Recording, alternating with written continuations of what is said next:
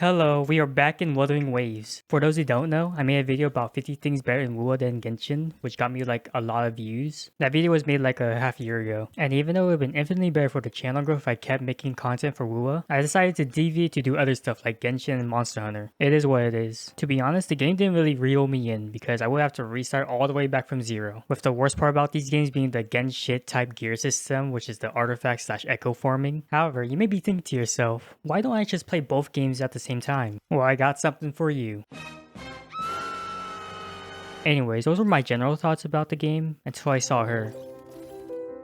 Yeah, I forget everything I believe in. Might have to get back into this game just to get enough Astrite to get her. Now that I'm getting back into the game, I would like to mention that I'm only Union level 43 with about 60 pulls and 17 weapon pulls. I never played past Mount Firmament, never been to the Black Shore, and I only really explored Venezia. So let's start with the limited time events, and it looks like it's the first anniversary of the game. Let's see if any of these events are good. I'm saying that because I vividly remember the first event in Wuwa was a running minigame event. Surely they put out some good events since then, because those events are not the best, and particularly with Genshin, they love to repackage those types of events with different names. You know, I was kind of expecting Wuwa to have like a similar quality to Genshin, but it looks like this took more effort to make than the usual flagship event in Genshin, with them having cubes, custom assets and all. And the trial characters seem to be way more usable than the ones in Genshin. Especially in that new event in Genshin where if you don't have the character, they force you to use a trial character. Like holy moly, comparing this to Genshin. And Wuwa, Jinshi has 86 crit rate with 150 crit damage. Level 10 and everything and has like all the stat boosts. And a good echo set and a maxed out 4-star weapon, which is kind of expected. But Trial Veresa in Genshin is like only level 80, 70 crit rate and 91 crit damage. Level 8 in every talent. The artifact says at least correct, but the 4-star weapon is only level 80.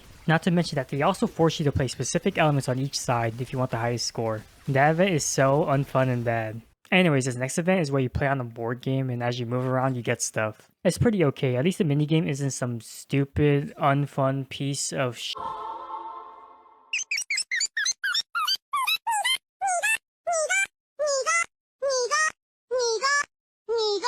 Huh? What was I doing again? Oh yeah, I was trying to meet my wife in Blue Archive. You know, I've been playing this game for a bit, and Momori hasn't been saying the gamer word at all. When does she say it? It's like the only reason to play this game. Huh, interesting. Characters in this game are particularly young. There's a 15-year-old, 16-year-old in a swimsuit, a 15-year-old in a swimsuit, that's kinda cooked, another 15-year-old cheerleader, and a 15-year-old racist. Like, wow. And there she is, that's my waifu. Her design is very unique. Never seen anyone like her in any other game. Huh? Hopefully she's playable, right? Even though apparently this story came out like 2022, and whoever made this game decided to place her back in the oven for years and decided only now in 2025 to actually release this character. But only in Japan because updates are behind in the global version. Surely the devs aren't that evil, right? Anyways, this weird post on Instagram next to the racist post says that Chisa will come out in 2.8. And where are we? 2.3? It's fine, as long as I'm constantly distracted.